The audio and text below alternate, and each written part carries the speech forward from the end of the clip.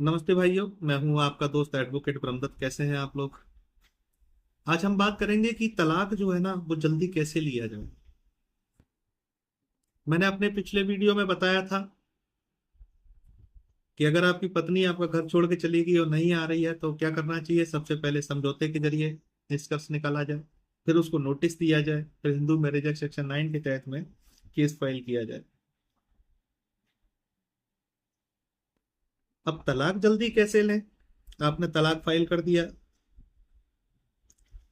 और आपकी पत्नी आ रही है, उसने आगे हिंदू मैरिज एक्ट सेक्शन 24 का एप्लीकेशन मेंटेनेंस के लिए लगा दिया। आपका मामला उलझ गया वहीं पर। तो आज इसी के संबंध में बात करेंगे।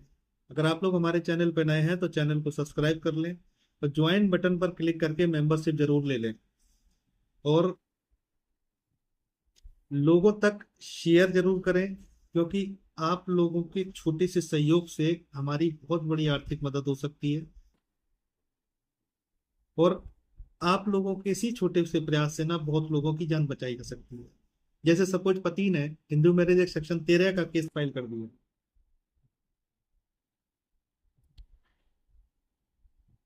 क्रूरता के आधार पर। पत्नी को नोटिस मिला, पत्नी आई, उसने हिंदू मैरिज एक्ट 24 का एप्लीकेशन लगा दिया मेंटेनेंस के लिए। लेकिन आपका जो मूल दावा है उसका उसने जवाब नहीं दिया है।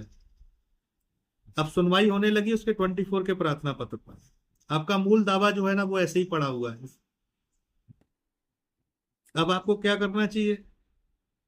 समय निकल जाता है, 120 दिन से ज्यादा हो जाते हैं।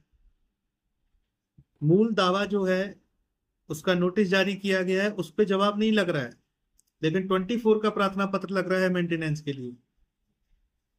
और 120 दिन से ज्यादा समय हो जाता है तो आपको क्या करना चाहिए? ऑर्डर 8 रूल 1 एंड 10 के तहत में एक्स पार्टी ऑर्डर कराने के लिए आपको एक एप्लीकेशन मूव करनी चाहिए। फिर भी अगर डिले हो रहा है तो अगली डेट पे आपको एक हिंदू मैरिज एक्ट 21 के तहत में एक एप्लीकेशन मूव होना चाहिए कि इसको 3 महीने 6 महीने में डिसाइड किया जाए। अदालत अगर आपके प्रार्थना पत्र को अगर डिनाई कर देती है तो आप उसको हाई कोर्ट में चैलेंज कर सकते हैं। इसने जो इंटरिम का जो प्रार्थना पत्र लगाया धारा 24 का, और आपका मेन पिटिशन का जवाब नहीं लगाया। बहुत बार देखने में आया कि किसी भी तरीके से ये लोग जवाब नहीं लगाते और ये कोशिश में रहते हैं कि किसी ये लोड बनाया जाए इनके ऊपर, कि पति के ऊपर एक लोड डाल दिया जाए, 24 का एप्लीकेशन लगा दो, मेंटेनेंस बन जाए। उसमें अधिवक्ता की फीस दिखाई जाती है, लेकिन उसमें अधिवक्ता का डिक्लेरेशन नहीं होता है कि हमारी इतनी फीस है। ये आने जाने का खर्चा है, तारीखों का खर्चा है, वकील की फीस है, ये सारी चीजें 24 में मेंशन होती हैं। आपको क्या करना है कि सबसे पहले आपको ये देखना है कि आपका जो तलाक का जो दावा फाइल है उसमें सर्विस ऑफ नोटिस नोटिस का सर्विस कब हुआ है, यानी कि उसको नोटिस किस तारीख को मिला है।